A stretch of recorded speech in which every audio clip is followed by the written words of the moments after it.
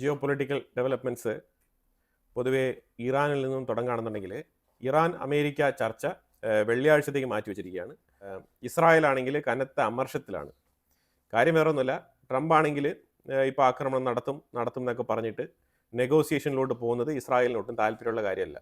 ഇസ്രായേലിൻ്റെ കൃത്യമായിട്ടുള്ള പോയിന്റുകൾ സ്റ്റീവ് വിറ്റ്കോഫിനടുത്ത് ഷെയർ ചെയ്തിട്ടുണ്ട്. സ്റ്റീവ് വിറ്റ്കോഫ് ഇറാനുമായിട്ടുള്ള ചർച്ചയ്ക്ക് പോകുന്നതിന് മുമ്പേ ഇസ്രായേലിൽ ഇറങ്ങി കംപ്ലീറ്റ് കാര്യങ്ങളും ഡീറ്റെയിൽ ആയിട്ട് ബ്രീഫ് ചെയ്തിട്ട്, അപ്പോൾ ആ സാഹചര്യത്തിലാണ് ഇറാൻ ആവശ്യപ്പെട്ടിരിക്കുന്നത് ചർച്ചയ്ക്ക് ഫ്രൈഡേ വരെ സമയം വേണം, ചർച്ച ഒമാനിൽ വെച്ചിട്ടാണെങ്കിൽ കുറച്ചുകൂടെ നല്ലതാണ് എന്ന ഒപ്പീനിയനാണ് ഇറാന്റെ സൈഡിൽ നിന്ന് വന്നിരിക്കുന്നത്. ഒമാനിലേക്ക് ചർച്ച മാറ്റാനുള്ള സാധ്യതയുണ്ട്. ഇന്ത്യയുമായിട്ട് ബന്ധപ്പെട്ട വിഷയത്തിൽ ജമ്മു ആൻഡ് കശ്മീരിൽ ജയ്ഷെ മുഹമ്മദ് തീവ്രവാദ ഇന്ത്യൻ ബോർഡർ സെക്യൂരിറ്റി ഫോഴ്സ് കൃത്യമായിട്ടുള്ള 48 മണിക്കൂറാണ് ഇന്ത്യൻ ആർമി, അതേപോലെ BSF, JNK പോലീസ് ഇവരെല്ലാവരും കൂടെ ചേർന്നിട്ട് നടത്തിയ തിരച്ചിലിൽ യുവമാരെ കണ്ടെത്തി വധിച്ചിരിക്കുകയാണ്. ജയ്ഷെ മുഹമ്മദിൽ പെട്ട തീവ്രവാദികളെയാണ് വധിച്ചത്. അതുപോലെ പെഹൽഗാം ആക്രമണവുമായിട്ട് ബന്ധപ്പെട്ട ഒരു ഭീകരൻ, ഈ ആക്രമണം നടത്തിയ ഭീകരനല്ല, ആക്രമണത്തിന് വേണ്ടിയിട്ടുള്ള ഒത്താശ ചെയ്തു കൊടുത്ത ഒരു വ്യക്തിയാണ് ഈ കൈസർ അഹമ്മദ് മിർ എന്നാണ് ഇവന്റെ പേര്. ഇവൻ പാകിസ്ഥാനിലേക്ക് കടന്നു കളഞ്ഞു. അങ്ങനെ പാകിസ്ഥാന്റെ ഉള്ളിൽ വെച്ചിട്ട് അജ്ഞാതന്റെ വെടിയേറ്റ് കൊല്ലപ്പെട്ടിരിക്കുകയാണ്. ഇതേപോലെ അജ്ഞാതന്റെ വെടിയേറ്റ് കുറേ ആൾക്കാർ ഉള്ളിൽ മരിക്കുന്നുണ്ട്, അത് വേറെ കാര്യം. അതിനെ തുടർന്ന് നമ്മൾ പാകിസ്ഥാന്റെ ഉള്ളിൽ തന്നെ ബലൂചിസ്ഥാനികളുടെ വിഷയം നമ്മൾ നോക്കിക്കഴിഞ്ഞാൽ പാകിസ്ഥാന്റെ ഡിഫൻസ് മിനിസ്റ്റർ ഖ്വാജ ആസിഫ് പുള്ളിക്കാരൻ ഈ ബലൂച്ച് മേഖലയിൽ നടന്ന ആക്രമണത്തിൽ ബലൂചിസ്ഥാനികൾ അതിതീവ്രമായ നിലയിൽ ആക്രമണം നടത്തിയ സാഹചര്യത്തിൽ ആർമിക്ക് ഏറ്റുവാങ്ങേണ്ടി വന്ന പരാജയം, ഏതാണ്ട് 280ഓളം പാക് സോൾജേഴ്സ് കൊല്ലപ്പെട്ട അവസ്ഥയിൽ അതിന്റെ എക്സ്പ്ലനേഷൻ പാകിസ്ഥാന്റെ പാർലമെന്റിൽ കൊടുക്കേണ്ട സാഹചര്യം ഉണ്ടായി. അങ്ങനെ പാകിസ്ഥാന്റെ പാർലമെന്റിലേക്ക് ഖ്വാജ ആസിഫ് വന്ന് സംസാരിച്ചപ്പോഴത്തേക്കും പറഞ്ഞത്, ഈ ബലൂച്ച് ലിബറേഷൻ ആർമിയുടെ കയ്യിലുള്ള വെപ്പൺസ് അത് ഹൈലി സൊഫിസ്റ്റിക്കേറ്റഡ് ആണ്. 20 ലക്ഷം വിലയുള്ള തോക്കുകളൊക്കെയാണ് കയ്യിലുള്ളത്. അതുപോലത്തെ വെപ്പൺസ് നമ്മളുടെ അടുത്ത് പോലും ഇല്ല. അതുപോലത്തെ വെപ്പൺസ് നമ്മളുടെ ആർമിയിലോ നമ്മുടെ പോലീസിലോ പോലും ഇൻഡാക്ട് ചെയ്തിട്ടില്ല. അപ്പൊ ഇങ്ങനത്തെ സാമഗ്രികളൊക്കെ വെച്ചുകൊണ്ടാണ് അവർ സൊഫിസ്റ്റിക്കേറ്റഡ് ആയിട്ടുള്ള രീതിയിൽ നല്ല രീതിയിലുള്ള സ്കാനിങ് സിസ്റ്റം ഒക്കെ വെച്ചുകൊണ്ടാണ് അവർ ഇപ്പോൾ യുദ്ധത്തിന് ഇറങ്ങുന്നത്. അപ്പൊ അതുകൊണ്ട് നമുക്ക് ഉപകരണങ്ങൾ അത്ര പോരാ എന്നുള്ള ഒരു സ്റ്റേറ്റ്മെന്റ് ആണ് പുള്ളിക്കാരൻ പറഞ്ഞു വെച്ചത്. വളരെ പരിതാപകരമായിട്ടുള്ള ഒരു അവസ്ഥയാണ്. പക്ഷേ നമുക്ക് പൊതുവിൽ മനസ്സിലാക്കാൻ പറ്റുമ്പോഴത്തേക്കും ചില അനലിസ്റ്റ് റിപ്പോർട്ടുകളൊക്കെ പറയുന്നത് എന്താണെന്ന് പറഞ്ഞാൽ, ഈ പാകിസ്ഥാന്റെ ആർമി ശരിക്കും അമേരിക്കയെ ഈ ബലൂചിസ്ഥാൻ മേഖലയിലേക്ക് എൻഗേജ് ചെയ്യിപ്പിക്കാൻ വേണ്ടിയിട്ടുള്ള തത്രപ്പാടിലാണ്. അതായത് ബലൂച്ച് ലിബറേഷൻ ആർമിയെ ഓൾറെഡി തന്നെ അമേരിക്ക തീവ്രവാദ പട്ടികയിൽ ഉൾപ്പെടുത്തിയിട്ടുണ്ട്. ഇടയ്ക്കെങ്ങാണ്ട് എടുത്ത് മാറ്റുന്നതായിട്ടൊക്കെ പറഞ്ഞെങ്കിലും തീവ്രവാദ പട്ടികയിൽ ഉൾപ്പെടുത്തിയിട്ടുണ്ട്. അസീം മുനീറിന് വേണ്ടിയിട്ട് ചെയ്ത ഒരു ഹെൽപ്പാണ്. കാരണം ട്രംപിന്റെ ക്രിപ്റ്റോ ട്രേഡിങ്ങിന് വേണ്ടിയിട്ട് സഹായം ചെയ്തു കൊടുക്കുന്ന അസീം മുനീറിന് പ്രത്യുപകാരമായിട്ട് ചെയ്തു കൊടുത്തതാണ് ഈ ബലൂചിസ്ഥാൻ ലിബറേഷൻ ആർമിയെ തീവ്രവാദ പട്ടികയിൽ ഉൾപ്പെടുത്തിയത്. അപ്പോൾ അതിനെ തുടർന്ന് പാകിസ്ഥാന്റെ ഉള്ളിൽ ഒരു എഗ്രിമെന്റ് സൈൻ ചെയ്തിട്ടുണ്ട് 2 ദിവസങ്ങൾക്ക് മുമ്പ്. ഓപ്പറേഷൻ വോൾട്ട് എന്ന് പറഞ്ഞിട്ടുള്ള ഒരു എഗ്രിമെന്റ് ആണ് സൈൻ ചെയ്തത്. ഇതിൽ ബലൂചിസ്ഥാൻ മേഖലയിലുള്ള റെയർ എർത്ത് എലമെന്റ്സ് പൂർണ്ണമായിട്ടും അമേരിക്കയ്ക്ക് എടുക്കാനുള്ള ഒരു സ്വാതന്ത്ര്യം, ആ ഒരു എഗ്രിമെന്റ് ആണ് പാകിസ്ഥാൻ ഒപ്പിട്ട് കൊടുത്തിരിക്കുന്നത്. അപ്പോൾ ഇതിനെ തുടർന്ന് ബലൂച്ച് മേഖലയിലേക്ക് ഒരു അരക്ഷിത അവസ്ഥ, ബലൂച്ച് മേഖലയിൽ ഒരു അൺസർട്ടനിറ്റി ക്രിയേറ്റ് ചെയ്ത് കഴിഞ്ഞാൽ അമേരിക്ക അവർക്ക് വേണ്ട റെയർ എർത്ത് എലമെന്റ്സ് എടുക്കാൻ വേണ്ടിയിട്ട് ആ സ്ഥലത്തിലേക്ക് താല്പര്യം പ്രകടിപ്പിച്ച് ഈ ബലൂച്ച് ലിബറേഷൻ ആർമിയെ ആക്രമിക്കാൻ വേണ്ടിയിട്ട് അവിടെ ഇറങ്ങുമോ എന്നുള്ള ഒരു നിഗമനം പാകിസ്ഥാൻ ആർമിക്കുണ്ട്. അപ്പോൾ അതിനു വേണ്ടിയിട്ട് നടത്തുന്ന ഒരു ഗെയിം പ്ലേ ആയിട്ടാണ് ഇതിനെ ഒരു കൂട്ടം അനാലിസ്റ്റുകൾ വിലയിരുത്തുന്നത്. അപ്പോൾ അതായത് അമേരിക്കയെ നേരിട്ട് ബലൂചിസ്ഥാൻ ലിബറേഷൻ ആർമിക്കെതിരെ ഇറക്കി വിട്ടു കഴിഞ്ഞാൽ പിന്നീട് അവിടെ എന്തെങ്കിലും പ്രശ്നങ്ങൾ വന്നു കഴിഞ്ഞാൽ ഇറാനും പാകിസ്ഥാനും ഇടയിൽ ഒരു രീതിയിലുള്ള ഭിന്നതകളും വരാതിരിക്കാൻ വേണ്ടിയിട്ട് പാകിസ്ഥാൻ ശ്രദ്ധ പുലർത്തുന്നു എന്നുള്ളൊരു വാർത്തയും വരുന്നുണ്ട്. അതായത് പിന്നീട് എന്തെങ്കിലും പ്രശ്നം വന്നു കഴിഞ്ഞാൽ അതൊക്കെ അമേരിക്ക, CIA, അവരുടെ മിനറൽ ഡീല്, ബലൂചിസ്ഥാൻ മേഖല എന്ന് പറയുന്നത് ഞങ്ങൾക്കും റിബലുകളാണ്, സിസ്റ്റാൻ ബലൂചിസ്ഥാൻ പറയുന്നത് നിങ്ങൾക്കും റിബലുകളാണ്, അപ്പോൾ അതുകൊണ്ട് ഇതുമായിട്ട് ഞങ്ങൾക്ക് യാതൊരു ബന്ധവുമില്ല, ഈ വിഷയത്തിൽ ഞങ്ങൾ ഉത്തരവാദികളല്ല എന്ന് പറയുന്ന ഒരു സാഹചര്യത്തിലേക്ക് കൊണ്ടുവരാനാണ് പാകിസ്ഥാൻ ഈ കളികളൊക്കെ കളിക്കുന്നതെന്ന് പറയുന്നെങ്കിലും 280 പട്ടാളക്കാരെ ബലി കൊടുക്കുക എന്ന് പറഞ്ഞാൽ ചില്ലറ കാര്യമല്ല. ഇപ്പോഴും അവിടെ പ്രശ്നം തീർന്നിട്ടില്ല. ഈ ബലൂചിസ്ഥാനികൾ പിടിച്ചെടുത്ത 6 നഗരങ്ങളുണ്ട്. ഈ നഗരങ്ങളിൽ ഒന്നും തന്നെ പാകിസ്ഥാൻ ആർമിക്ക് ഒരു വിധത്തിലുള്ള ഡോമിനേഷൻ നേടാൻ പറ്റിയിട്ടില്ല. ഇത് തിരിച്ചു പിടിക്കാനും കഴിഞ്ഞിട്ടില്ല. ഞാൻ വെച്ചിരിക്കുന്ന മാപ്പിൽ നിങ്ങൾ കണ്ടു കഴിഞ്ഞാൽ മെൻഷൻ ചെയ്തിരിക്കുന്ന സ്ഥലങ്ങളിലെല്ലാം തന്നെ ബലൂചിസ്ഥാൻ ലിബറേഷൻ ആർമി ശക്തമായ ആധിപത്യം പുലർത്തുന്നു എന്നുള്ളതാണ് മനസ്സിലാക്കാൻ പറ്റുന്നത്. ഇനി നമ്മൾ നേരെ ഇറാനുമായിട്ട് ബന്ധപ്പെട്ട വിഷയത്തിലേക്ക് വന്നു കഴിഞ്ഞാൽ ഇറാനെ എങ്ങനെയാണ് അമേരിക്ക ചുറ്റി വളഞ്ഞിരിക്കുന്നത് എന്ന് നോക്കിക്കഴിഞ്ഞാൽ നിങ്ങൾക്ക് മനസ്സിലാക്കാൻ പറ്റും. അതായത് ഇസ്രായേലിന്റെ ഫ്രണ്ടിൽ 2 വാർഷിപ്പുകൾ, എയർക്രാഫ്റ്റ് കാരിയർ അവിടെ നിർത്തിയിട്ടുണ്ട്. അതേപോലെ ഡിസ്ട്രോയേഴ്സും ഉണ്ട് അവിടെ. ഇതെന്തിനാണെന്ന് പറഞ്ഞാൽ, അഥവാ ഇസ്രായേലിനെ ടാർഗറ്റ് ചെയ്ത് ഇറാന്റെ സൈഡിൽ നിന്നും ആക്രമണം വരികയാണെന്നുണ്ടെങ്കിൽ ഇസ്രായേലിനെ പ്രൊട്ടക്ട് ചെയ്യാൻ വേണ്ടി മാത്രമാണ് ഈ 2 വാർഷിപ്പുകളെ ഇവിടെ ഹാൾട്ട് ചെയ്തിരിക്കുന്നത്. അതുപോലെ നിങ്ങൾ കംപ്ലീറ്റ് വാർഷിപ്പും ഇറാന്റെ തൊട്ട് താഴെ സ്ട്രൈറ്റ് ഓഫ് ഹോർമോസ് എന്ന് പറഞ്ഞ ആ ഒരു കടലിടുക്കിന് തൊട്ട് താഴെയായിട്ട് കംപ്ലീറ്റ് വാർഷിപ്പുകളെയും അണിനിരത്തിയിരിക്കുകയാണ് അമേരിക്ക. പിന്നെ നിങ്ങൾ സൗദി അറേബ്യയുടെ തൊട്ടിപ്പുറത്ത് വാർഷിപ്പ് ഹാൾട്ട് ചെയ്തിട്ടുണ്ട്. അതേ ഖത്തറിന്റെ ഫ്രണ്ടിലും എയർക്രാഫ്റ്റ് കരിയറിനെ ഡോക്ക് ചെയ്തിട്ടുണ്ട് അമേരിക്ക. ഈ മാപ്പ് നിങ്ങൾ കൃത്യമായിട്ട് കണ്ടു കഴിഞ്ഞാൽ നിങ്ങൾക്ക് മനസ്സിലാക്കാൻ പറ്റും എവിടെയൊക്കെയാണ് ഏതൊക്കെ ലൊക്കേഷനിലൊക്കെയാണ് എയർക്രാഫ്റ്റ് കരിയർ അമേരിക്ക ഡോക്ക് ചെയ്തിരിക്കുന്നത്, എന്താണ് കൃത്യമായിട്ട് ഇറാന് കൊടുക്കുന്ന മെസ്സേജ് എന്നുള്ളത് ഇതിൽ വളരെ വ്യക്തമായിട്ട് മനസ്സിലാക്കാൻ പറ്റും. അതിനാണ് ഞാൻ ഇവിടെ മാപ്പ് വെച്ചത്. ഒറ്റ നോട്ടത്തിൽ തന്നെ നിങ്ങൾക്ക് മനസ്സിലാക്കാൻ പറ്റും എവിടെയൊക്കെയാണ് അമേരിക്കൻ എയർക്രാഫ്റ്റ് കാരിയേഴ്സ് ഇറാനെ ടാർഗറ്റ് ചെയ്ത് നിർത്തിയിരിക്കുന്നത് എന്നുള്ളത് വ്യക്തമായിട്ട് മനസ്സിലാക്കാനാണ് ഈ പിക്ചർ ഞാനിവിടെ കൊടുത്തിരിക്കുന്നത്. ഇപ്പം വെള്ളിയാഴ്ച ചർച്ച പരാജയപ്പെട്ടാൽ അടി തുടങ്ങുമോ എന്ന് ചോദിച്ചു കഴിഞ്ഞാൽ ഇസ്രായേൽ ഒരു ഓപ്ഷൻ വെക്കുന്നുണ്ട്. അതായത് നിങ്ങൾ ഒന്നെങ്കിൽ അടിക്കുക, ഇല്ലാന്നുണ്ടെങ്കിൽ ഫ്രീഡം, ഇല്ലാന്നുണ്ടെങ്കിൽ ഓപ്പറേഷൻ ഫ്രീഡം തരിക. ഓപ്പറേഷൻ ഫ്രീഡം എന്ന് ഇസ്രായേൽ പറയുന്നത് വേറെ ഒന്നുമല്ല, നിങ്ങൾ അടിക്കണ്ട, ഞങ്ങൾ അടിച്ചോളാം എന്നാണ് ഇസ്രായേൽ പറയുന്നത്. അപ്പോഴത്തേക്ക് അമേരിക്ക പറയുന്നത് വേണ്ട, നിങ്ങൾ അടിക്കേണ്ട ആവശ്യമില്ല, നിങ്ങൾ കഴിഞ്ഞ തവണ അടിച്ചപ്പോൾ തന്നെ ഇസ്രായേലിന്റെ ഉള്ളിലേക്ക് അഞ്ചോ ആറോ മിസൈലുകൾ വന്ന് പതിക്കുകയും അത് ഇസ്രായേലിൽ കനത്ത നാശനഷ്ടങ്ങൾ ഉണ്ടാക്കി. അതുകൊണ്ട് നിങ്ങൾ ഇത്തവണ ഇറങ്ങണ്ട, നിങ്ങൾ അവിടെ ഇരുന്നോളും, മിണ്ടാതെ ഞങ്ങൾ നോക്കിക്കോളാം. ഇനി അഥവാ ഇറാൻ മിസൈൽ എങ്ങാനും അമേരിക്കൻ ബേസുകളിലേക്ക് വിടുന്നെങ്കിൽ അത് അമേരിക്കൻ ബേസുകളിലോട് മാത്രമായിട്ട് ഒതുങ്ങും. തീർച്ചയായിട്ടും ഇറാന് ഇവിടെ നിന്ന് ഇത്രയും ദൂരം വന്ന് അമേരിക്ക അറ്റാക്ക് ചെയ്യാനുള്ള ഇവിടെ നിന്നും അത്രയും ദൂരം വന്ന് അമേരിക്കയെ ആക്രമിക്കാനുള്ള ഒരു ശക്തിയില്ല. ഇനിയിപ്പോൾ അമേരിക്കയുടെ ഉള്ളിൽ ഏതെങ്കിലും ചാരന്മാരെ വെച്ചിട്ട് അവിടെ ആക്രമണം നടത്താനുള്ള സാധ്യതയുണ്ട്. കാരണം അത്രമാത്രം ടൈം ലൈൻ ഗ്യാപ്പ് കൊടുത്തിരിക്കുകയാണ് ട്രംപ്. ഒരു രാജ്യത്തിനോട് യുദ്ധം പ്രഖ്യാപിച്ച് മുന്നോട്ട് വന്നു കഴിഞ്ഞാൽ പിന്നെ ഇത്രയും ടൈം ലൈൻ കൊടുത്തു കഴിഞ്ഞാൽ അവർക്കൊരു ബഫർ ടൈം കിട്ടുകയാണ്. അവർക്ക് അമേരിക്കയുടെ ഉള്ളിൽ തന്ത്രപരമായിട്ട് പൈസയൊക്കെ കൊടുത്ത് ആൾക്കാരെ വളച്ചെടുത്ത് അമേരിക്കയുടെ ഉള്ളിൽ തന്നെ എന്തെങ്കിലുമൊക്കെ ആക്രമണങ്ങൾ നടത്താനുള്ള ആ ഒരു ടൈം ലൈൻ കൊടുത്തിരിക്കുകയാണ് ട്രംപ്. അങ്ങനെയാണ് മനസ്സിലാക്കാൻ പറ്റുന്നത്. അപ്പോൾ തീർച്ചയായിട്ടും ഇനിയിപ്പം വെള്ളിയാഴ്ചത്തെ ചർച്ച കഴിഞ്ഞാലേ ഇതിനകത്തൊരു തീരുമാനം കൊണ്ടുവരാൻ പറ്റുള്ളൂ. ഇറാൻ ആണെങ്കിൽ ശക്തമായിട്ട് ഇന്ന് അമേരിക്ക സ്ട്രൈറ്റ് ഓഫ് ഹോർമോസിന്റെ അവിടെ വെച്ചിട്ട് ഒരു ഇറാനിയൻ ഡ്രോൺ ഷാഹിദ് 139 എന്ന് പറഞ്ഞ ആ ഡ്രോണിനെ അടിച്ചു വീഴ്ത്തിയിട്ടുണ്ടായിരുന്നു. ആ ഡ്രോൺ സ്പൈ വർക്കിന് വേണ്ടി വന്നതാണെന്നാണ് അമേരിക്ക പറയുന്നത്.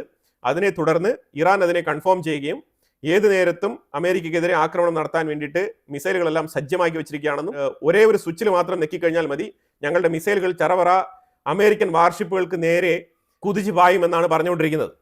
അപ്പോൾ ഇതാണ് ഇറാന്റെ സൈഡിലുള്ള സ്റ്റേറ്റ്മെന്റ്. ബാക്ക് ടു ബാക്ക് സ്റ്റേറ്റ്മെന്റുകളൊക്കെ വളരെ ശക്തമായിട്ട് വരുന്നുണ്ട്.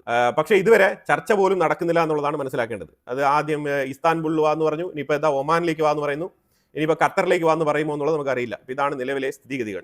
ഈ ചർച്ചയ്ക്ക് മുന്നോടിയായിട്ട് അമേരിക്ക പറഞ്ഞിരിക്കുന്നത് ന്യൂക്ലിയർ സ്ഥാപനങ്ങൾ, ഈ ന്യൂക്ലിയർ എൻറിച്ച്മെന്റ് ഫെസിലിറ്റീസ് മൊത്തം അമേരിക്കയ്ക്ക് ഹാൻഡ് ഓവർ ചെയ്യണം, അമേരിക്ക വെരിഫൈ ചെയ്യും.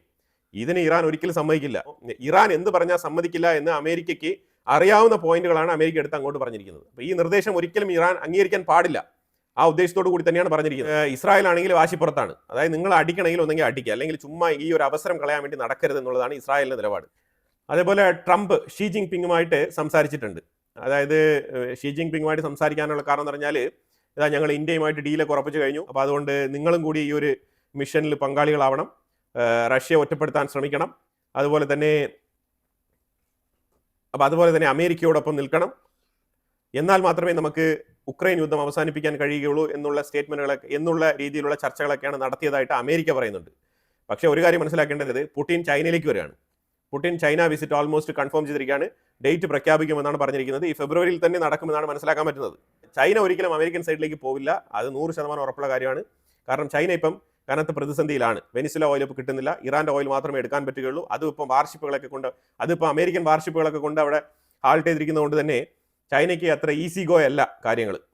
അതുപോലെ ഡൊണാൾഡ് ട്രംപും കൊളംബിയയുടെ പ്രസിഡന്റ് കോസ്റ്റോവ രണ്ടുപേരും കൂടി ചർച്ച നടത്തിയിട്ടുണ്ട്. അതായത് ഇത് കഴിഞ്ഞ മാസം തന്നെ ഫിക്സ് ചെയ്ത ആ ചർച്ചയാണ് ഇന്നലെ നടന്നത്. അതിൽ കോസ്റ്റോവ പറഞ്ഞിരിക്കുന്നത്, സി ബോസ്, ഞാൻ ഈ മയക്കുമരുന്ന് കടത്തും ഞങ്ങൾ തമ്മിൽ യാതൊരു ബന്ധമില്ല. ഇതൊക്കെ നടക്കുന്നത് മിഡിൽ ഈസ്റ്റിൽ, അവിടെ നിന്നാണ് ഈ കാര്യങ്ങളൊക്കെ നടക്കുന്നത്. നിങ്ങൾ ഇതിൻ്റെ ബോസൊക്കെ നിങ്ങൾ അന്വേഷിക്കണം എന്നുണ്ടെങ്കിൽ, ഈ കള്ളക്കടത്ത് നടത്തുന്ന ആൾക്കാരെയൊക്കെ നിങ്ങൾ പിടിക്കണം എന്നുണ്ടെങ്കിൽ നിങ്ങൾ മിഡിൽ ഈസ്റ്റുമായിട്ട് ബന്ധപ്പെട്ട് നിങ്ങൾ കമ്മ്യൂണിക്കേറ്റ് ചെയ്യുക. അവിടെയാണ് ഇതിൻ്റെ ഒരു ഗ്ലോബൽ ചെയിൻ അവിടെയാണ് പ്രവർത്തിക്കുന്നത്. അല്ലാതെ അതിന് വേണ്ടിയിട്ട് നിങ്ങൾ കൊളംബിയയെ പോയിന്റ് ഔട്ട് ചെയ്തിട്ട് ഒരു കാര്യമില്ല എന്നുള്ള വിഷയമാണ് വ്യക്തമാക്കിയത് കോസ്റ്റോവ. പക്ഷേ അതേസമയം ട്രംപും കോസ്റ്റോവയും തമ്മിൽ ചേർന്ന് പ്രവർത്തിക്കാൻ ട്രംപും കോസ്റ്റോവയും തമ്മിൽ, അമേരിക്കയും കൊളംബിയയും തമ്മിൽ ജോയിന്റ് ആയിട്ട് ഈ മയക്കുമരുന്ന് മാഫിയകൾക്കെതിരെ ശക്തമായ രീതിയിൽ നടപടിയെടുക്കാമെന്നും അതുപോലെ തന്നെ ചേർന്ന് പ്രവർത്തിക്കണം ഈ മേഖലയിൽ എന്നും കൂടി വാഗ്ദാനങ്ങളൊക്കെ പറഞ്ഞിട്ടാണ് രണ്ടുപേരും ചായയൊക്കെ കുടിച്ച് പിരിഞ്ഞിരിക്കുന്നത്. അതുപോലെ റഷ്യ ഉക്രൈൻ വിഷയത്തിലാണെന്നുണ്ടെങ്കിൽ റഷ്യ ഉക്രൈൻ്റെ സെബ്രോഷേഷ്യ റീജിയനിൽ തകർത്ത് വെച്ചുള്ള ആക്രമണം എന്ന് പറഞ്ഞാൽ തകൃതിയായിട്ടുള്ള ആക്രമണം, നല്ല രീതിയിൽ മഞ്ഞുവീഴ്ചയുണ്ട്, എന്നാലും റഷ്യ അതൊന്നും മൈൻഡ് ചെയ്യുന്നില്ല.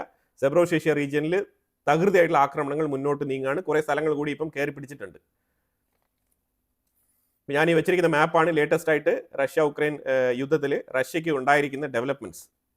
തീർച്ചയായിട്ടും ഉക്രൈനിലെ സെലൻസ്കി കൂടുതൽ സ്ഥലങ്ങൾ നഷ്ടപ്പെടുത്തിക്കൊണ്ടിരിക്കുകയാണ്. അത് മാത്രമേ നമുക്ക് മനസ്സിലാക്കാൻ പറ്റുന്നുള്ളൂ. ഇന്ന് ബംഗ്ലാദേശിന്റെ അപ്കമിങ് ഇലക്ഷൻ അതുമായിട്ട് ബന്ധപ്പെട്ടാണ്. ഇതിനകത്ത് BNP പാർട്ടിയും അതേപോലെ NCP എന്ന് പറഞ്ഞ സ്റ്റുഡൻസ് പാർട്ടി, ഈ സ്റ്റുഡൻറ്റുകളെല്ലാം കൂടി ചേർന്നിട്ട് ഞങ്ങൾ ജൻസികളാണ്, ഭയങ്കരമായിട്ട് രാജ്യത്തിനെ അങ്ങ് പുരോഗതിയിലേക്ക് നയിച്ചുകളെന്ന് പറഞ്ഞിട്ട് കുറേ ചെറുക്കന്മാരെ ഇറങ്ങി തിരിച്ച് ആ രാജ്യത്തിനെ ഇപ്പം കുട്ടിച്ചവറാക്കി വെച്ചിരിക്കുകയാണ്. അതാണിപ്പം നിലവിലെ അവസ്ഥ.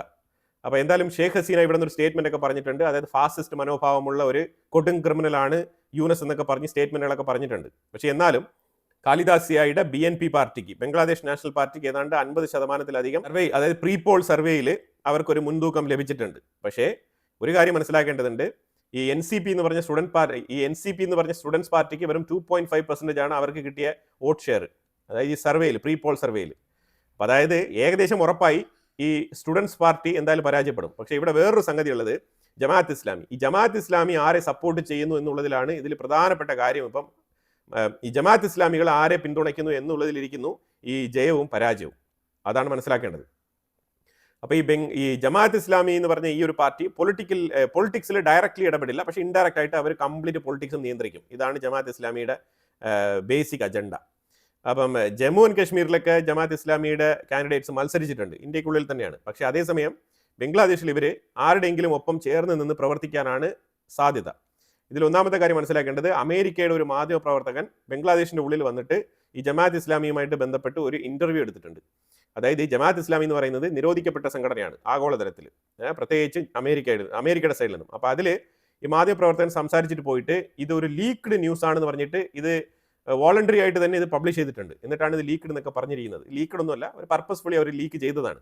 ഈ ജമാഅത്ത് ഇസ്ലാമി എന്ന് പറയുന്നത് ഒരു എക്സ്ട്രീമിസ്റ്റ് സംഘടനയാണ്, നിരോധിക്കപ്പെട്ട സംഘടനയാണ്. അപ്പോൾ അതുമായിട്ട് അമേരിക്കയ്ക്ക് യാതൊരു വിധത്തിലുള്ള ബന്ധങ്ങളും വയ്ക്കാൻ സാധിക്കുകയില്ല. പക്ഷേ ഈ ജമാഅത്ത് ഇസ്ലാമിയുടെ സ്റ്റുഡൻസ് വിങ്, അതിനെയാണ് NCP പാർട്ടി, ഇവർക്ക് നല്ല രീതിയിലുള്ള അംഗീകാരം കൊടുക്കണം. അത് NCP എന്നുള്ള പേരിലല്ല, ജമാഅത്ത് ഇസ്ലാമിയുടെ സ്റ്റുഡൻസ് വിങ് എന്ന് തന്നെ അംഗീകരിക്കപ്പെടണം. എന്നിട്ട് അമേരിക്കയിലായാലും ശരി, എവിടെയായാലും ശരി, അവിടുത്തെ സ്റ്റുഡൻസ്, അതായത് അവിടുത്തെ കോളേജുകളിലൊക്കെ പഠിക്കുന്ന സ്റ്റുഡൻസ് ഉണ്ട്, ഇവരുടെ സംഘടനയിൽപ്പെട്ട സ്റ്റുഡൻറ്റുകൾ തന്നെ. അപ്പോൾ അത് സൈലന്റ് ആയിട്ട് ഇവർ സ്ലീപ്പറുകളായിട്ട് അങ്ങോട്ട് അയച്ചു വെക്കാണ്. അതാണ് മനസ്സിലാക്കാൻ പറ്റുന്നത്. ആ സ്റ്റുഡൻസിനൊക്കെ ഒരു അംഗീകാരം കൊടുക്കണം, അവർക്കൊക്കെ പബ്ലിക് വേദികൾ ഒരുക്കി കൊടുക്കണം, ടോക്ക് ഷോയിലൊക്കെ പങ്കെടുക്കാനുള്ള അവസരങ്ങൾ ഒരുക്കി കൊടുക്കണം. അതുകൊണ്ട് എന്താണ് ഉദ്ദേശിക്കുന്നത്? ജമാഅത്ത് ഇസ്ലാമിയുടെ ആശയങ്ങൾ പ്രചരിപ്പിക്കണം, ഇതാണ് ഉദ്ദേശിക്കുന്നത്. ഇതിനു വേണ്ടിയിട്ട് അമേരിക്ക ഒത്തുനിൽക്കണം എന്നാണ് ഇവരുടെ ആഗ്രഹം. പക്ഷേ ഇപ്പം യൂനസിന്റെ എല്ലാ കാര്യങ്ങളും ഇപ്പം കെട്ടടങ്ങിയിരിക്കുകയാണ്. Almost he's done. അപ്പോൾ ഇനി നമ്മൾ അടുത്ത് നോക്കേണ്ടതെന്ന് പറഞ്ഞാൽ, ഈ ജമാഅത്ത് ഇസ്ലാമി NCPയെ സപ്പോർട്ട് ചെയ്ത് കഴിഞ്ഞാൽ BNP പാർട്ടിയുമായിട്ട് കട്ടയ്ക്ക് വരാനുള്ള സാധ്യതയുണ്ട്. പക്ഷേ ഇപ്പോൾ ജമാഅത്ത് ഇസ്ലാമി BNPയെ സപ്പോർട്ട് ചെയ്ത് കഴിഞ്ഞാൽ BNP ഭൂരിപക്ഷം സീറ്റിൽ വിജയിക്കാനുള്ള സാധ്യതയുണ്ട്. 75-80% വോട്ട് ഷെയറിൽ വിജയിക്കാനുള്ള സാധ്യത വളരെ കൂടുതലാണ്. ഇതാണ് ബംഗ്ലാദേശുമായിട്ട് ബന്ധപ്പെട്ട വിഷയം. നമ്മളെ സംബന്ധിച്ചിടത്തോളം നമുക്ക് ഈ ജമാഅത്ത് ഇസ്ലാമി എന്തായാലും ബംഗ്ലാദേശിന്റെ ഉള്ളിൽ ശക്തമായ രീതിയിൽ നിലയുറപ്പിക്കുകയാണ്. കാരണം ഇത്തവണ ഷേഖ് ഹസീനയുടെ പാർട്ടിയായിട്ടുള്ള അവാമി ലീഗിനെ മത്സരിപ്പിക്കുന്നില്ല, അവരെ ബാൻ ചെയ്തിരിക്കുകയാണ്. അപ്പം ഇന്ത്യ സപ്പോർട്ടീവായിട്ടിരിക്കുന്ന ഒരു ഗവൺമെന്റ്, ഒരു ലിബറൽ മൈൻഡ് സെറ്റ് ഉള്ള ഒരു ഗവൺമെന്റ് അവിടെ ഇല്ല, അത് ഉറപ്പിച്ചോളും. അപ്പം ഇനിയുള്ള കാലത്ത് അങ്ങോട്ടൊരു 5 വർഷത്തേക്ക് ബംഗ്ലാദേശ് ഇന്ത്യക്ക് ഒരു ശല്യം, ഒരു പൊതുശല്യമായി തന്നെ തുടരും. പ്രത്യേകിച്ചും നമ്മൾക്ക് വെസ്റ്റ് ബംഗാളിലും അസ്സാമിനും വല്ലാത്ത രീതിയിലുള്ള ഭീഷണിയുണ്ട് യുവമാരെ കൊണ്ട്. അപ്പോൾ അതുകൊണ്ട് നമ്മളിപ്പം എന്താണ് ചെയ്യാൻ പറ്റുക എന്ന് പറഞ്ഞാൽ, ഇതിനൊരു സൊല്യൂഷൻ എന്ന് പറഞ്ഞു കഴിഞ്ഞാൽ നമുക്ക് 2 വിധത്തിൽ ഇതിനെ ചേർത്ത് തോൽപ്പിക്കാം. ഒന്ന്, നല്ല രീതിയിൽ നമ്മൾ ബോർഡർ എല്ലാം തന്നെ സെക്യൂർ ചെയ്ത്, അസ്സാമിലും വെസ്റ്റ് ബംഗാളിലുമാണ് ഏറ്റവും കൂടുതൽ ഈ ഓപ്പൺ ബോർഡറുകൾ ഉള്ളത്. അതിലൂടെയാണ് യുവമാർ ചായ പിടിക്കുന്ന പോലെ രാവിലെ വരിക, വൈകുന്നേരം മടങ്ങി പോവുക, ഇമാതിരിയുള്ള പ്രവൃത്തികളൊക്കെ അവിടെ നടക്കുന്നത്. അപ്പോൾ ഇതിനെ തുടർന്ന് ഇന്ത്യ ഒന്നെങ്കിൽ ഈ ബോർഡറുകളെല്ലാം തന്നെ വാട്ടർവേ ആയാലും കൂടി ഇതിനെ സെക്യൂർ ചെയ്യണം, കംപ്ലീറ്റ്ലി സെക്യൂർ ചെയ്യുക. അതായത് തൊട്ടാ കറണ്ട് അടിച്ച് മരിക്കണം, ആ രീതിയിൽ സെക്യൂർ ചെയ്യുക. എന്നിട്ട് നമുക്ക് ഈ ദിയോബന്ദ്, UPയിലെ ദിയോബന്ദ്, അതേപോലെ തന്നെ ഇപ്പം നമുക്ക് അഫ്ഗാനിസ്ഥാനുമായിട്ട് നല്ല ബന്ധമുണ്ട്. അപ്പം ഈ അഫ്ഗാനിസ്ഥാനുമായിട്ട് ഈ ദിയോബന്ദിനെ വെച്ചിട്ട് കൃത്യമായിട്ട് ഈ ദിയോബന്ധുമായിട്ട് നല്ല രീതിയിലുള്ള കണക്ഷനിലുള്ള ആൾക്കാരാണ് ഈ ജമാഅത്ത് ഇസ്ലാമികൾ. അപ്പം അവന്മാരുമായിട്ട് കണക്ട് ചെയ്തിട്ട് ഇന്ത്യക്ക് ഒരു രീതിയിലുള്ള ഉപദ്രവങ്ങളും ഉണ്ടാക്കരുത് എന്ന് നമുക്ക് വേണമെങ്കിൽ ശക്തമായ രീതിയിൽ നമുക്ക് മെസ്സേജ് കൺവേ ചെയ്യാം. ഇത് നമ്പർ 1. രണ്ടാമത്, നമുക്കുള്ള ലെവറേജസ് എന്ന് പറഞ്ഞാൽ നമ്മളാണ് അവരുടെ ട്രേഡ് ഡിപ്പെൻഡൻസി, നമ്മളെ ആശ്രയിച്ചാണ് അവരുടെ ട്രേഡ് മൊത്തത്തിൽ കഴിഞ്ഞു കൂടുന്നത്. അവർ അരി ആയിക്കോട്ടെ, പലവ്യഞ്ജന സാധനങ്ങളായിക്കോട്ടെ, പച്ചക്കറികളായിക്കോട്ടെ, പല സാമഗ്രികളും ഇന്ത്യയിൽ നിന്ന് വേണം പോകാൻ. അപ്പോൾ അതുകൊണ്ട് തന്നെ ചൈന ഇപ്പോൾ ഏതാണ്ട് മുട്ടുമടക്കുന്ന അവസ്ഥയിലാണ്. ചൈന ഈ ജമാഅത്ത് ഇസ്ലാമികളുമായിട്ട് വിളിച്ച് സംസാരിച്ചിട്ടുണ്ട്, എന്നിട്ടും അവർക്ക് അവിടെ ഒരു കോംപ്രമൈസ് ചെയ്ത് മുന്നോട്ട് പോകാൻ പറ്റിയിട്ടില്ല.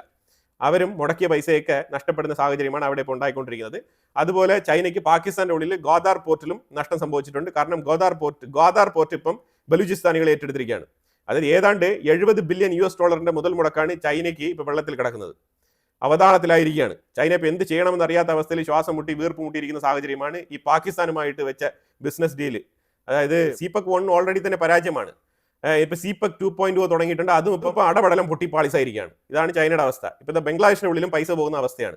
ബംഗ്ലാദേശിന്റെ ഉള്ളിലേക്ക് ആണെങ്കിൽ ഡ്രോൺ മാനുഫാക്ചറിങ് ചെയ്യാൻ വേണ്ടിയിട്ട് ഇലക്ട്രോണിക് ഉപകരണങ്ങൾ ഉൽപ്പാദിപ്പിക്കാനുള്ള ഒരു കേന്ദ്രമായിട്ട് മാറ്റിക്കളയാമെന്ന് പറഞ്ഞിട്ട് കടന്നു വന്ന ചൈനയ്ക്ക് ഇപ്പോൾ അവിടെ ഓപ്പർച്യൂണിറ്റീസ് ഇല്ല. ബംഗ്ലാദേശിനേക്കാളും കുറഞ്ഞ താരിഫ് നിരക്കുള്ള രാജ്യത്തോട്ടായിരിക്കും ഇനി ചൈന അവരുടെ മാനുഫാക്ചറിങ് യൂണിറ്റ് സ്ഥാപിക്കാൻ പോകുന്നത്. അപ്പോൾ ഈ സാഹചര്യത്തിൽ ഇപ്പൊ ജമാഅത്ത് ഇസ്ലാമി എന്ന് പറഞ്ഞ ഈ ഒരു ഭീകര സംഘടനയാണ് ഇപ്പം ബംഗ്ലാദേശിന്റെ ഭാവി തീരുമാനിക്കുന്നതിൽ ഒരു പ്രധാനപ്പെട്ട വിഷയമായിട്ട് മാറിയിരിക്കുന്നത്. അപ്പോൾ അതുകൊണ്ട് ഇന്ത്യയുടെ ലെവറേജസ് എല്ലാം തന്നെ വളരെ വ്യക്തമായിട്ട് ഉപയോഗിക്കണം. ഉപയോഗിച്ചാൽ മാത്രമേ നമുക്ക് പിടിച്ചു നിൽക്കാൻ പറ്റുകയുള്ളൂ. തീർച്ചയായിട്ടും അത് വേറൊരു രാജ്യമാണ്, ഒരു സോവറൈൻ സ്റ്റേറ്റ് ആണ്. അവിടുത്തെ ഇലക്ഷനിലൊക്കെ പോയിട്ട് ഇന്ത്യക്ക് ഒരു രീതിയിലും ഇടപെടാനുള്ള താല്പര്യമില്ല, അങ്ങനെ ഇടപെടേണ്ട ആവശ്യമില്ല. അവരെന്തെങ്കിലുമൊക്കെ ചെയ്തോട്ടെ. പക്ഷെ അവിടുത്തെ മൈനോറിറ്റികൾക്ക് ഒരു സുരക്ഷ ഉറപ്പാക്കണം എന്നുണ്ടെങ്കിൽ അഫ്ഗാനിസ്ഥാൻ ത്രൂ ദിയോബന്ദ് ആ ഒരു കമ്മ്യൂണിറ്റി ത്രൂ എത്ര തന്നെ റിക്വസ്റ്റ് ചെയ്താലും 1-2 മൈനോറിറ്റി കൊലപാതകങ്ങൾ ബംഗ്ലാദേശിനുള്ളിൽ നടന്നുകൊണ്ട് തന്നെ ഇരിക്കും. കാരണം ഈ മതം എന്ന് പറയുന്ന വിഷയം അങ്ങനെയാണ്. അതിനെ നമുക്ക് ഒരു രീതിയിൽ നമുക്ക് കൺട്രോൾ ചെയ്യാൻ പറ്റത്തില്ല. അത് ചില സമയങ്ങളിൽ ഇങ്ങനെ പൊട്ടിപ്പുറപ്പെടും. ആ സമയത്ത് മനുഷ്യന്മാർക്കൊന്നും യാതൊരു വിലയില്ല എന്നുള്ളതാണ്. മനുഷ്യൻ ദൈവത്തിന്റെ ആൾ രൂപമായിട്ട് ദൈവത്തിനെ രക്ഷിക്കാൻ വേണ്ടിയിട്ട് സാധാരണ മനുഷ്യന്മാരെ കൊലപ്പെടുത്തുന്ന ഒരു സാഹചര്യമാണ് അവിടെ രൂപപ്പെടുന്നത്. അപ്പോൾ അതിൻ്റെ ഇടയ്ക്ക് ദൈവത്തിൻ്റെ ഇടയ്ക്ക് പോയിട്ട് നമുക്ക് എന്തെങ്കിലും ചെയ്യാൻ കഴിയുമോ? ഒന്നും ചെയ്യാൻ കഴിയില്ല. നിസ്സഹായ മനുഷ്യന്മാർ എന്ത് ചെയ്യാനാണ്? നിന്ന് കൊടുക്കുക, അത്ര തന്നെ. അതാണ് ബംഗ്ലാദേശിൽ സംഭവിച്ചുകൊണ്ടിരിക്കുന്നത്. തീർച്ചയായിട്ടും അമേരിക്കയുടെ ഡീപ് സ്റ്റേറ്റ് എല്ലാ രാജ്യങ്ങളുടെ ഇലക്ഷനിലും കൈകടത്താൻ ശ്രമിക്കാറുണ്ട്. അതേപോലെ ബംഗ്ലാദേശിനുള്ളിലും ശ്രമിക്കുന്നുണ്ട്. ഇപ്പോൾ BNP പാർട്ടി ജമാഅത്ത് ഇസ്ലാമിയുടെ സപ്പോർട്ട് കിട്ടാൻ വേണ്ടിയിട്ട് ശ്രമിക്കുന്നുണ്ട്. അപ്പോൾ അതുകൊണ്ട് ജമാഅത്ത് ഇസ്ലാമിയുടെ വോട്ട് ഷെയർ BNP പാർട്ടിക്ക് കൂടുതൽ കിട്ടാൻ സാധ്യതയുണ്ട്. അപ്പോൾ ഇതിനകത്ത് BNP വിജയിച്ചാലും ഈ മുട്ടയെന്ന് വരിയാത്ത ഈ സ്റ്റുഡൻസ് പാർട്ടികൾ വിജയിച്ചാലും ഈ ജൻസി പാർട്ടി അവർ വിജയിച്ച NCP എന്ന് പറഞ്ഞ ആ പാർട്ടി വിജയിച്ചാലും ഇന്ത്യക്ക് ഗുണകരമല്ല എന്നുള്ളതാണ് നമ്മൾ മനസ്സിലാക്കേണ്ടത്. ഈ NCP പാർട്ടിയിൽ പ്രവർത്തിച്ച സ്റ്റുഡൻസിൽ 3/4 ആൾക്കാരും ഇപ്പം ജമാഅത്ത് ഇസ്ലാമിയിൽ ചേർന്ന് കഴിഞ്ഞു. അവരെല്ലാം തന്നെ ഇപ്പം ഈ ജമാഅത്ത് ഇസ്ലാമിയുടെ മെമ്പേഴ്സാണ്. പക്ഷേ അതേസമയം പെൺകുട്ടികളെല്ലാം ഇപ്പോൾ പെരുവഴിയിലാണ്. ഈ സ്റ്റുഡൻസ് പാർട്ടി NCP എന്ന് പറഞ്ഞിട്ട് പെൺകുട്ടികളുമായിട്ടൊക്കെ ചേർന്നാണ് ഇവർ ഈ പാർട്ടിയൊക്കെ രൂപീകരിച്ചത്. സ്റ്റുഡൻസ് എന്ന് പറയുമ്പോഴത്തേക്കും ആൺകുട്ടികളും പെൺകുട്ടികളൊക്കെ ഉണ്ടല്ലോ. അപ്പോൾ ജമാഅത്ത് ഇസ്ലാമി ഇപ്പം പെൺകുട്ടികളെ എടുക്കില്ല എന്നാണ് പറഞ്ഞിരിക്കുന്നത്. കാരണം അവരുടെ ശരീഅത്തിലോ അനുസരിച്ചിട്ട് പെൺകുട്ടികൾക്ക് ആ മേഖലയിൽ പ്രവർത്തിക്കാൻ കഴിയില്ല. പഠനത്തിൽ വിജയിച്ച ആൾക്കാരൊക്കെ പഠനം തുടരുകയും തോറ്റു തൊപ്പിയിട്ട ആൾക്കാരൊക്കെ ഇപ്പം എവിടെയെങ്കിലും തുണിക്കടയിൽ ജോലി കിട്ടുമോ എന്നുള്ള അന്വേഷണത്തിലുമാണ്. പക്ഷെ അതേ സാഹചര്യത്തിൽ ഈ തുണിക്കടകൾ പോലും പ്രവർത്തിക്കാതെ ബാങ്ക്രപ്സിയിൽ അടച്ചുപൂട്ടുന്ന സാഹചര്യത്തിലാണ് പൊയ്ക്കൊണ്ടിരിക്കുന്നത്. അതിൻ്റെ ഇടയ്ക്ക് ഒടുക്കലത്തെ താരിഫും ഇന്ത്യയുടെ താരിഫാണെങ്കിൽ കുറവും. അതെ, അപ്പോൾ ബ്രാൻഡഡ് ഗാർമെന്റ് കമ്പനികളെല്ലാം തന്നെ ഇപ്പം ഇന്ത്യയെ ഫോക്കസ് ചെയ്ത് ഇന്ത്യയിലേക്ക് മാറുകയാണ്. ഇതാണ് ഇപ്പം നിലവിലെ ബംഗ്ലാദേശിന്റെ അന്തരീക്ഷം. അപ്പോൾ ഇതിനെക്കുറിച്ചുള്ള അഭിപ്രായങ്ങൾ കമന്റ് ബോക്സിൽ രേഖപ്പെടുത്തുക. കൂടുതൽ വാർത്തകളുമായിട്ട് അടുത്ത വീഡിയോയിൽ വരാം. Thank you so much.